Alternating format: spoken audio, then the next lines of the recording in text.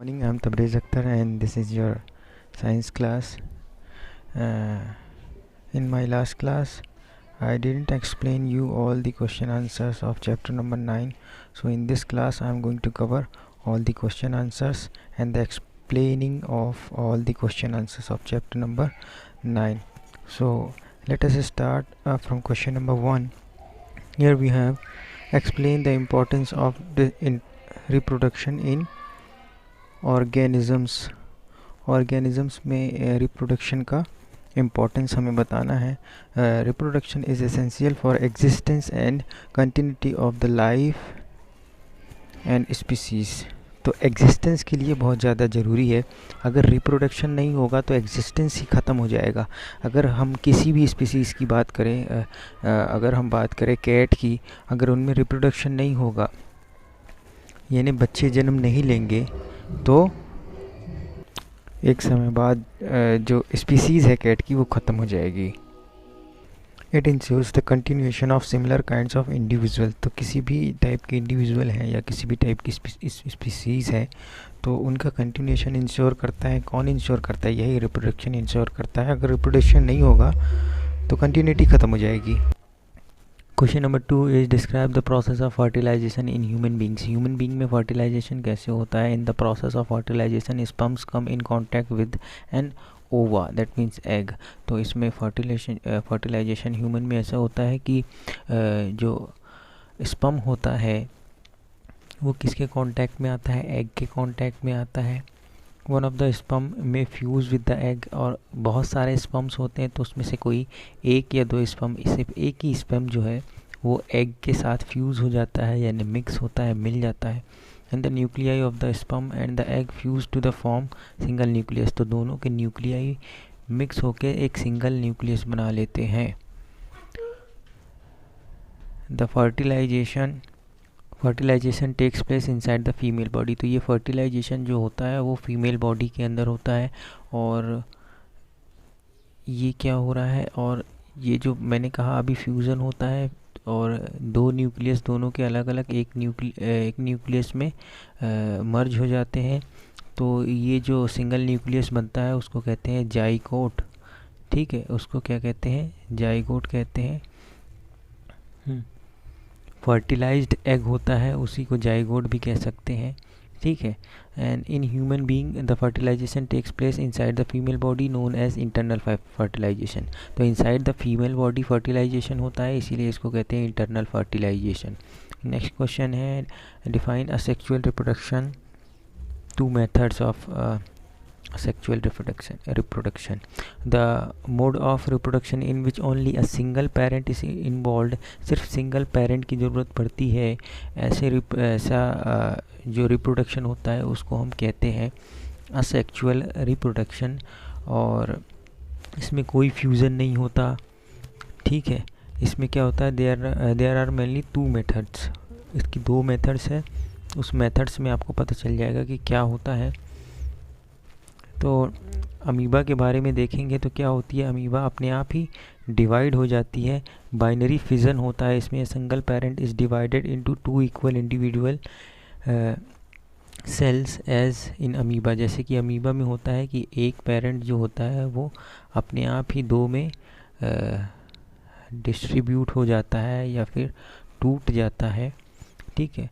तो ये कहलाता है बाइनरी फिजन. ठीक है, जो कि अमीबा में होता है. फिर बडिंग होती है. तो बडिंग में क्या होता है कि एक ही बॉडी से एक दूसरी बॉडी निकलती है.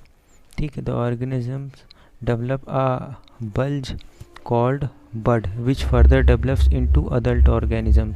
तो कुछ इस टाइप का उभार पैदा होता है. फिर ये उभार जो है धीरे धीरे ग्रो करता है. ग्रो करने के बाद उस बॉडी से अलग हो जाता है. तो ये आपका बडिंग कहलाता है.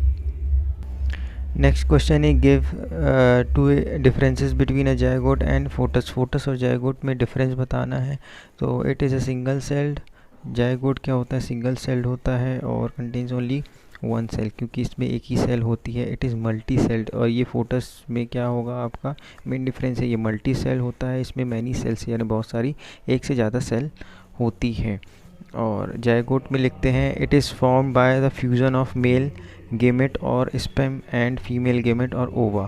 तो ओवा और स्पर्म के मीटिंग से ये बनता है जाइगोट, ठीक है। और ये कैसे बनता है? It is form by the repeated division of zygote. तो जाइगोट के बार बार डिवीज़न होने से ये बनता है, फोटस बनता है, ठीक है। डिफरेंस हो गया। नेक्स्ट क्वेश्चन है differentiate between internal fertilization and external fertilization. तो इंटरनल फर्टिलाइजेशन क्या होता है? The fusion of male gamete और स्पर्म एंड फीमेल गेमेट और ova occurs inside the body of a female partner such as human being, bird and mammal, ठीक है। तो fusion होता है इसमें मेल गेमेट का और फीमेल गेमेट का। तो मेल गेमेट स्पर्म कहलाता है, फीमेल गेमेट जो कहलाता है वो ओवा कहलाता है। जब इन दोनों का फ्यूज़न होता है तो ये इंटरनल फर्टिलाइजेशन कहलाता है, क्योंकि ये इनसाइड द फीमेल बॉडी होता है, ठीक है। एक्सटर्नल फर्टिलाइजेशन में क्या होता है? The fusion of male gamete and female gamete takes place outside the body of the female partner. तो इसमें क्या होता है कि जो फ्यूज़न होता है वो fusion outside the female body होता है, इसीलिए हम इसको कहते हैं एक्सटर्नल फर्टिलाइजेशन। जैसे कि एग्जांपल है फ्रॉग, फिश, ठीक है, और स्टार फिश।